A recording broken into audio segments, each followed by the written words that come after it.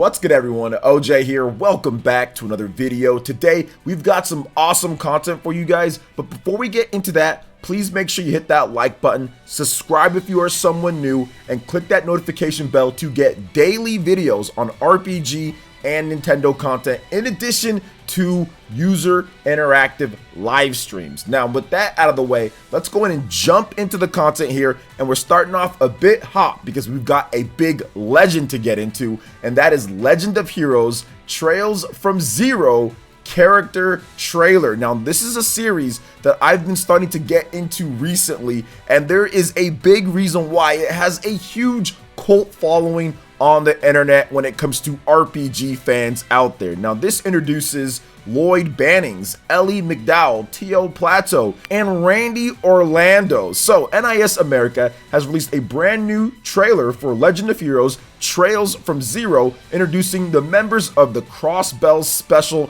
Support Section. Now, the Special Support Section is made up of the rookie detective Lloyd Bannings, a political princess Ellie McDowell, a young genius and orbital technology master T.O. Plateau, and a soldier and playboy Randy Orlando. I already know some of you guys, the playboy is going to be your favorite. Now, The Legend of Heroes Trails from Zero is due out for the PlayStation 4, Nintendo Switch, and PC via Steam, Epic Games Store, and GOG on September 27th in North America and September 30th in Europe. So it launches as a good 1-2 punch. In my opinion, we're starting off September with some Splatoon 3, and we're ending with a epic RPG with The Legend of Heroes Trails from Zero here. So you guys are checking out this trailer. Obviously, this is old school, but it has that battle system that just flows. I've been watching a ton of footage of the different Trails games, and it's a series that I'm definitely going to be getting into, considering the amount of praise that it gets on the internet. I'm sure you've seen it on Twitter if you're on there, or if you're a big RPG fan, you've seen this series before and you see people talk about it, but maybe you haven't got into the games because they haven't been as accessible or available, or whatever the case is, or because of certain graphics. But this is a good series and people are excited about this, and I'm very happy that this one is coming over to Nintendo Switch finally this September. So what are your thoughts on this brand new trailer and, of course, the Legend of Heroes franchise? Make sure you drop a comment below and let me know what you think. All right, now moving on to the next topic here, guys. We've got some big Final Fantasy VII news going down in June. This is exciting, guys, because we could be getting some answers to some questions that Final Fantasy fans have been asking for quite some time. So, Square Enix will share Final Fantasy VII 25th anniversary related news in June. Creative director Tetsuya Nomura said during the Final Fantasy VII The First Soldier broadcast #2 half anniversary special. That is a just huge and majestic name. It just sings importance there with that grand name. So back in January, Final Fantasy VII Remake producer Yoshinori Kitase teased, quote, "The Final Fantasy VII Remake news you've been waiting on will come sometime in 2022. When coupled with the recent tease from Nomura, it is possible the new information due out in June is Final Fantasy VII Remake related." Now, Final Fantasy VII Remake is, of course, available for the PlayStation 5 and the PlayStation 4.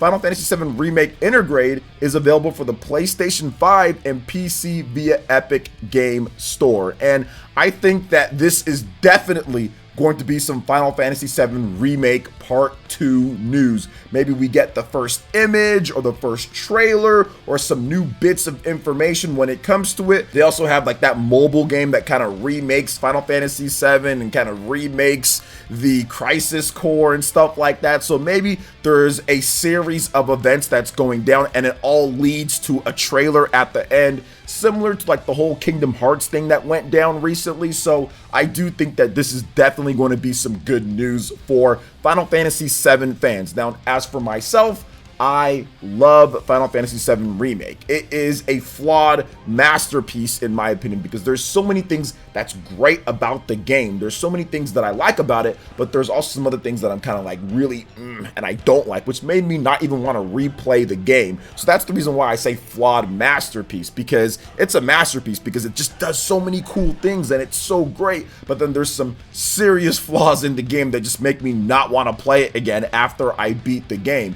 So I'm really hoping that we do get some cool Final Fantasy VII Remake news, but I don't think it's going to be anything too crazy because there's still Final Fantasy 16 to get into. So I don't think they're going to try to push both of them at the exact same time. They have to get that 16 game out first. So I expect something, but not a blowout of information or anything like that. But something, a new trailer, it would be nice to get something on it because we've been waiting. Obviously, this is not the same Final Fantasy VII that we all grew up with and played. It's something different, and part 2 seems like it's finally going to get out of Midgar and into the world and kind of more familiar with what we would expect from a Final Fantasy game. So we'll see what happens going forward at this new event, and of course I'll be covering anything that does go down, so make sure you keep it locked right here on PlayerEssence. But what are your thoughts on this information and news coming out? What would you like to see? Let me know in the comment section below. All right, and moving on to the next topic here, guys. It looks like we have another big re-release of a re-release coming to the Nintendo Switch as a late release. A big Western RPG? Yes, Skyrim again. I'm not sure how many more times this game can be re-released, but you know what? There must be some type of Guinness Book of World Records when it comes to Skyrim and everything. This is crazy. So, Skyrim Anniversary Edition has been rated for the Nintendo Switch in Taiwan, sparking rumors of a port. I don't know. What are we at when it comes to Skyrim at this point? So shout outs to Nintendo Life for the beat on this one. Skyrim Anniversary Edition, which includes all of the game's DLC, mod content, and a brand new fishing system, was supposedly available on all platforms, which didn't include the Nintendo Switch. But that could be changing soon here. Now, a report from Switch Brazil, who noted that the Digital Games Rating Committee in Taiwan has listed the game in its rating database for the Nintendo Switch. However, the listing has since been taken down. But once you put something on the internet, you know it doesn't truly disappear unless you're fast. And Switch Brazil was able to grab a screenshot of it. And it says, "This is a fantasy role-playing game in which players assume the role of Dovahkiin, a prophesized figure with the power to combat dragons in the fictional world of Skyrim. As players traverse through mountainous, open-world environments, they complete missions and quests that impact the eventual fate of their character." So, yeah, I guess you ready to go at Skyrim again? And it seems like this might be a full price release again. And, you know, it's pretty much paying for the same content again with a few different updates. I mean, I have Skyrim on the Nintendo Switch. I think that Skyrim's a good game.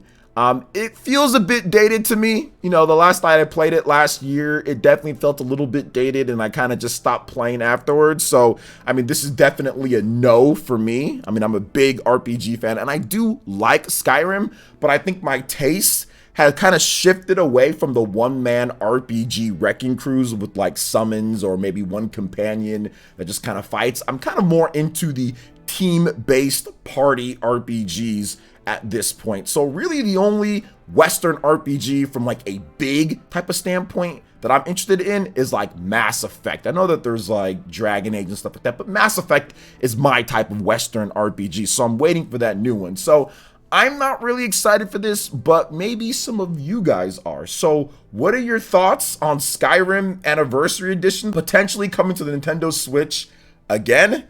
Let me know your thoughts in the comment section below. All right, now moving on to the next topic here, guys. We've got a big RPG announcement, and that is GreedFall 2, The Dying World. That doesn't sound very fun. Maybe we have to save the world from dying. So, publisher Nakan and developer Spiders have announced RPG GreedFall 2, The Dying World for consoles and PC. Quote, "We are very excited to reveal GreedFall 2 to everyone. the new game from Spiders, said Nikon CEO Alan Falk.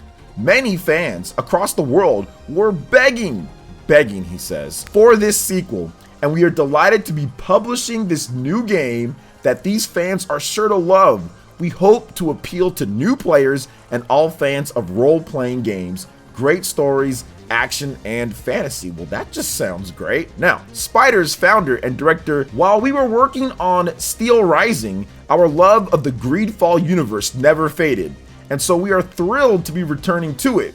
In this new chapter, players will explore the old continent with its bigger and more diverse environments. They will meet new companions and new factions, and I hope they will have unforgettable adventure. In the same press release, Nikon announced that the original GreedFall has sold over 2 million units worldwide. So yeah, there we go. GreedFall, one of the big games out there for RPG fans to play, over 2 million units sold worldwide. Now, they didn't announce any specific consoles yet, so we're gonna have to wait and see on that one, but it's always good to see sequels to million-selling RPGs out there, proving that every game doesn't have to sell 5 billion copies in order for there to be success, money coming in, and sequels, because that seems to be something that's very weird when it comes to gamers out there. If it doesn't sell 10-15 million copies in 5 days, then it's a failure, and it's this or it's that, and that's just not the case. So very good to see that there's 2 million plus people out there that enjoyed or that purchased the first GreedFall, which helped fund this second GreedFall game for players to get into, that the publisher states that people were begging for. So what are your thoughts, guys? Were you begging for a new GreedFall, or are you excited for this next chapter? Let me know your thoughts in the comment section below. All right, and moving on to the final topic here, we've got a brand new style of RPG that has been announced for the Nintendo Switch, and it's a rural life RPG, Spirit Tea.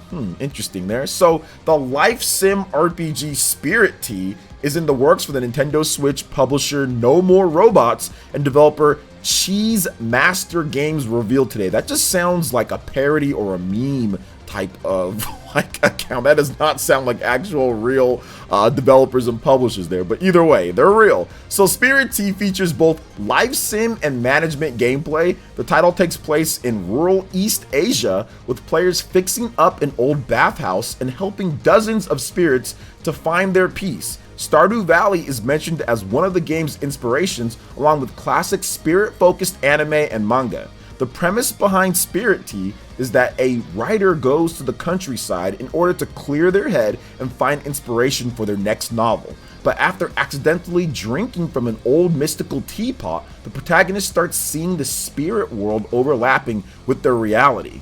The cat spirit and guide, Wan Yan, shows how many spirits need saving and provides the keys to an old bathhouse where spirits go to relax. Now here's some additional gameplay details. Players live day to day, finding local NPCs and spirits to help, and taking part in tons of different hobbies ranging from bug catching to karaoke.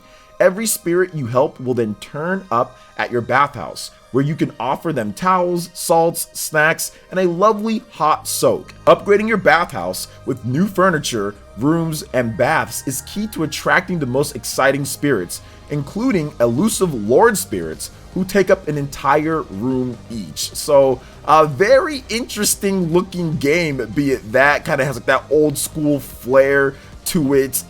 Really weird, but seems like it could be some fun for people who do like the simulation style of game and collecting spirits and having different types of things and busy work for you to do. Not necessarily my style of game, but the game is coming this summer to the Nintendo Switch. So if you're looking for something to play in between the bigger games, or if this is just your style of game, which it looks like there's a lot of stuff to do in here, then yeah, check this one out. Stardew Valley fans might like this quite a bit too, so it does look pretty cool for people that do like this style of gameplay. So what are your thoughts on all the different RPG content that we covered here? What content would you like to see me cover in the future? Please let me know your thoughts in the comment section below. All right, guys, that wraps it up for this video here. Thank you so much for watching. I do appreciate it. Please make sure you hit that like button, subscribe if you're someone new, click that notification bell, and we will see you for the next video. Peace.